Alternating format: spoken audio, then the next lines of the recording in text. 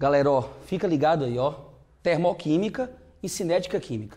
Eu fiz um resumo fundamental aqui para a prova da UESB. Olha, lembrar que termoquímica é o estudo do envolvimento de calor nas reações químicas e também nos fenômenos físicos, que faz parte do estudo da química. Então, a gente poderia dizer que termoquímica é o estudo do ΔH. E o que é delta? Delta é a variação. A variação de quê? A variação da energia. Como é a variação? A gente vai calcular que o ΔH, ou a entalpia, ou o calor envolvido no processo, é igual à energia do produto menos a energia do reagente. Então, um exemplo fundamental. A gente tem a respiração celular. Quando a gente inala o oxigênio e o oxigênio vai para o sangue, do sangue vai para dentro dos tecidos, nos tecidos em nossa célula, o que a gente faz com esse oxigênio?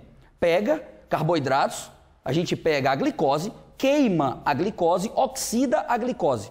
Isso é um processo que envolve a energia. Para que a gente queima a glicose? Para conseguir energia para nossas atividades metabólicas. Esse processo envolve calor. Então eu poderia calcular esse valor dessa energia envolvida no processo como a energia do produto, qual é o resultado do metabolismo da glicose, gás carbônico e água, menos a energia do reagente. Quais são os reagentes? A glicose e o oxigênio. Somando a energia do produto menos a energia do reagente, eu encontro o ΔH, ou a entalpia de oxidação da glicose. Eu perguntei qual é o objetivo da oxidação da glicose? Fornecer energia. Existem dois tipos de reação quanto ao envolvimento de energia. Pode ser endotérmico ou exotérmico. Quando é exotérmico, é o exemplo da oxidação da glicose. A respiração celular, então, é um processo exotérmico. Exo significa libera, térmico, o calor. Então, exotérmico é aquele que o calor liberado é maior do que o calor consumido. Logo, se você observar em um gráfico de energia por caminho da reação, nós temos os reagentes, esse é o valor energético dos reagentes, H do reagente. E o nosso fim do caminho, o produto. E aqui, então, teria a energia do produto. Então, em um gráfico exotérmico, como a respiração celular, nós temos que a energia do reagente é maior do que a energia do produto.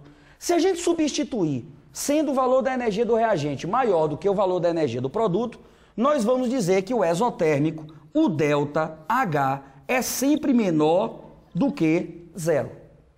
Nesse gráfico, além da gente encontrar a energia do reagente e a energia do produto, existe uma curva. O que representa essa curva? Essa curva representa um gráfico de cinética química. Então a gente poderia cobrar em um mesmo gráfico tanto assuntos de termoquímica quanto de cinética química. O que representa essa curva que leva do reagente até o pico do gráfico? É a energia de ativação. A energia de ativação é a energia necessária para iniciar a reação química. Os reagentes vão sofrer rompimento nas ligações entre os átomos, vão se transformar em complexo ativado.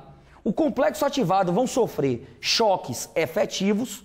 E aí, galera, ó, só uma pausa rápida. O que são os choques efetivos? Já caiu isso várias vezes em provas da Consultec. Os choques efetivos são choques que vão acontecer de forma frontal e no ângulo correto entre os átomos. Então, se disser que após a formação do complexo ativado, todos os choques são efetivos, isso não é verdadeiro. Só são efetivos aqueles choques frontais e no ângulo correto. E aí, para lembrar do ângulo, lembre de geometria molecular. Então, se você tem, voltando ao gráfico, a energia do reagente ganha energia, se transforma em complexo ativado. O complexo ativado sofre choques efetivos e dá origem ao produto. Se você está indo de uma energia e está subindo, você está ganhando energia.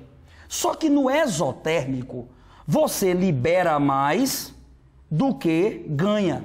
Logo, o resultado final é negativo. Mas a gente poderia também pegar o gráfico endotérmico. Vamos pensar em um exemplo endotérmico no nosso cotidiano, a fotossíntese. Quando as plantas capturam gás carbônico e a planta captura água, Ela realiza uma reação química para a produção da glicose. Olha, como isso acontece?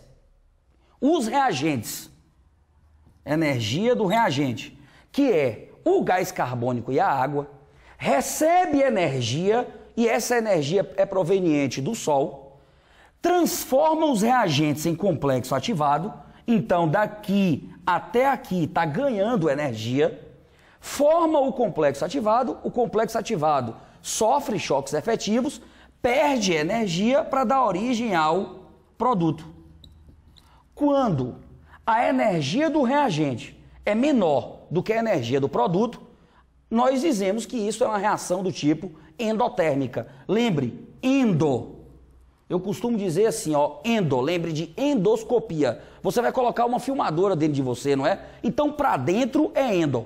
Para fora, você lembra de exportar. Então, quando você libera, o processo é exotérmico.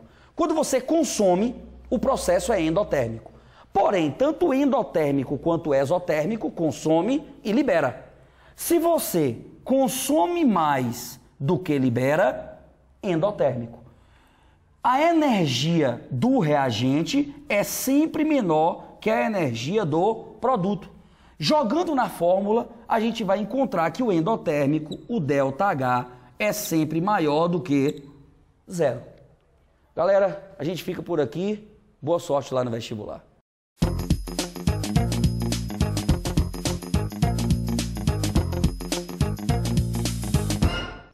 Bom, minha turma, vamos fazer aqui um resumo da partezinha envolvendo análise combinatória. Todo ano aí eu vou fazer, certeza, 1 a 2 questõezinhas envolvendo combinação. A primeira coisa que eu preciso perceber na questão é se tal situação representa uma combinação ou um arranjo. Essa é a maior dificuldade do aluno. Olha só, combinação é quando você apenas escolhe. Toda vez que você escolher, isso representa uma combinação. Um exemplo, você vai a uma pizzaria, o garçom te traz um cardápio com 20 sabores de pizza. Desses 20, você pode escolher 3. Então, isso representa uma combinação de 20 para eu tomar 3 sabores, o que, turma? Distintos. Então, observe que, nesse caso, não vai importar para a minha ordem. O importante é que eu estou escolhendo 3 de um total de 20. Então, combinação de N tomado P é N fatorial sobre P fatorial que multiplica N menos P fatorial, com a condição que o N seja maiores ou iguais a P. Turma, quando é que eu vou dizer que é um arranjo? Eu sempre falo assim, ó, use A de altera. Toda vez que a ordem alterar, eu vou dizer que isso representa um arranjo. Então, no arranjo, a gente o quê, turma? Escolhe e ordena. Vamos supor que você vai escolher 4 dígitos para formar a senha do seu cartão de crédito. Observe que, turma, se sua senha é 1, 2, 3, 4, você escolheu e ordenou. O que é que você fez? Você escolheu o 1 e ordenou. Você é o primeiro. Depois o 2, você é o segundo. Depois o 3, você é o terceiro. E depois o 4, você vai ser o quarto. Então, observe a diferença. Na combinação, eu vou escolher. E no arranjo, eu vou o quê, minha turma? Escolher e ordenar. E qual é a minha formulazinha? Arranjo de N tomado P é N fatorial sobre N menos P fatorial. Aí com a mesma condição, que o N seja maiores ou iguais a P. Minha turma, uma outra questão que a Consultec costuma vir sempre, é a permutação simples ou a permutação com repetição. Já foi inclusive questão de WESB. Quantos anagramas eu posso formar com a palavra WESB, de modo que as vogais permaneçam juntas? Olha só, turma, anagramas. O que é um anagrama? Anagrama é a permutação que eu vou fazer com as letras, obtendo novas palavras com ou sem sentido.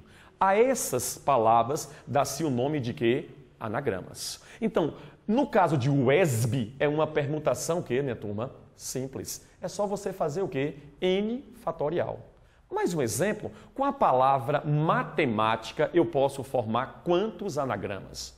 Observe que em matemática repete o M, repete o A, repete o T. Então, nesse caso, é permutação com repetição. Aí eu vou dizer que é N fatorial sobre A fatorial, B fatorial e C fatorial.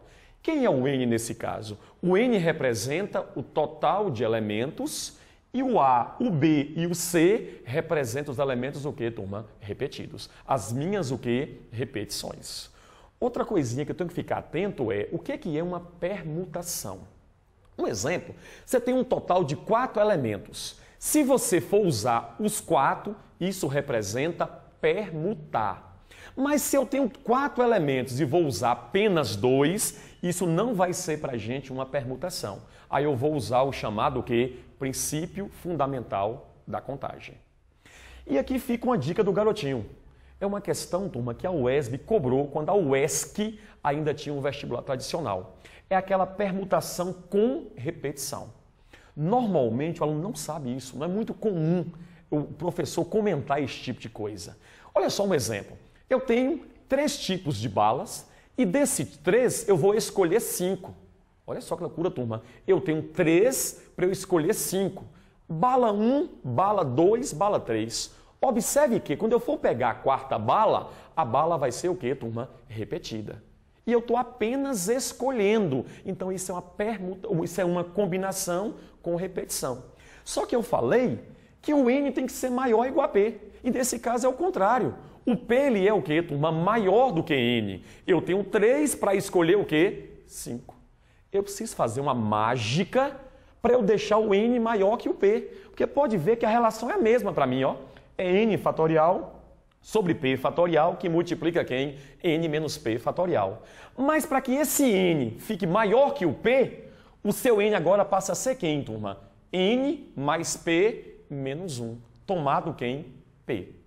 Se você voltar no exemplo, eu tenho 3 tipos de balas para escolher 5. O N é 3 e o P é 5. Então ficaria assim. 3 mais 5, 8. Menos 1, 7. E o P é quem, turma? 5. Aí beleza. É combinação de 7 tomado o quê? 5. Então toda a questão de combinação, o N precisa ser maior que o P. Então nesse caso, eu faço essa mágicazinha aqui, ó. Eu falo que o N é N mais P menos 1. Tomado o quê, turma? P. Fica aí então a dica do garotinho. Um abraço para todos.